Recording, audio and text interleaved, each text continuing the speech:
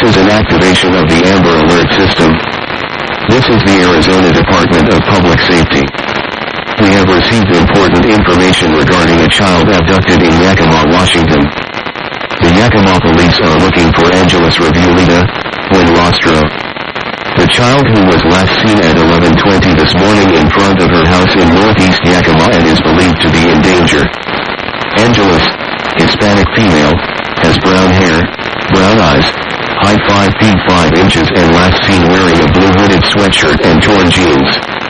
Authorities say that the child may be in the company of Daniel Ovid and Eric Landros, and they may be traveling in a black 2001 Ford F-150, license plate Arizona VYH6257, abducted in Yakima, and or a 2008 black Lexus ISF 4-door sedan with Arizona license F684BKA.